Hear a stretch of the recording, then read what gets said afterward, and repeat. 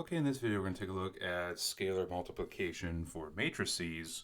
And in a previous video we saw how scalars affect vectors, and we'll have them either going in the exact same direction but perhaps the length is different, or it's pointing in the opposite direction if the scalar is negative, and perhaps also changing the length as well as pointing it in the opposite direction. With matrices, since we can look at a matrix as an array of vectors, multiplying a matrix by a scalar is going to have the same effect that multiplying a vector by a scalar does. So each element in the matrix is going to get multiplied by that scalar. So if we graphed the vectors for each column of the matrix, multiplying by a scalar is just going to multiply the lengths of those vectors by that scalar. And possibly, if the scalar is negative, reverse the direction of that vector. So here we have our matrices A, B, and C, and we're going to start off with 5 times matrix A. So that's going to mean we're going to take 5 times our values of -2, 0, and 3, 5. So again, we can think of this as 5 times this vector, and then 5 times this vector. So if we do that, 5 times -2, 0 is going to give us -10, 0. So it's pointing in the same direction, but now this vector would be 5 times the length of this vector. Likewise, 5 times 3 is 15. 5 times 5 is 25.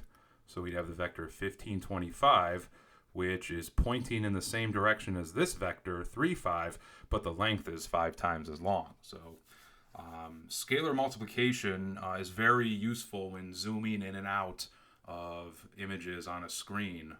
It's very quick for computers to do multiplication and addition.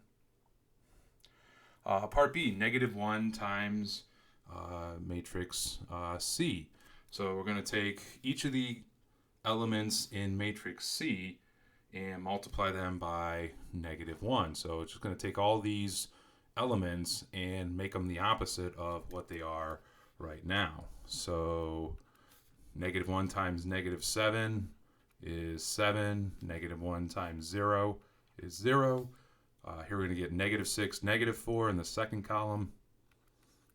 And in the third column, we're going to get +1, +4. So if we were to graph the 3 vectors for the columns in C, and then graph the 3 vectors for the columns in -1 times C, we would find that -7, 0 points in the exact opposite direction as +7, 0. So this would be pointing towards -7 on the x-axis. This is pointing towards +7 on the x-axis. And then the same for the other 2 columns as well. All right, part C, 5 times A plus 2 times B. A has 4, A is 2 by 2, B is 2 by 2, and when we multiply the 5A and the 2B, we'll still get 2 by 2 matrices. And again, always make sure that you can add the matrices or subtract them by checking to see if the dimensions are the same. So 5 times matrix A is going to take each of those values, the -2, 0, the 3, and the 5, and multiply each of them by 5. So I wrote down what the numbers were. I figured my memory is not as great, so I'd do that to save time.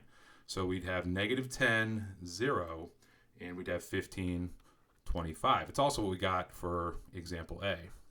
We're going to add that to 2 times each of the elements in B. So in B, we're going to have 8, -4 in the first column. And we're going to have -6, -2 in the second. So save a little time so I don't have to keep scrolling up and down. And then we're just going to add the corresponding elements. So -10 plus 8 is -2. 0 plus -4 is -4. 15 plus -6 is 9. And 25 plus -2 is 23. And there we go.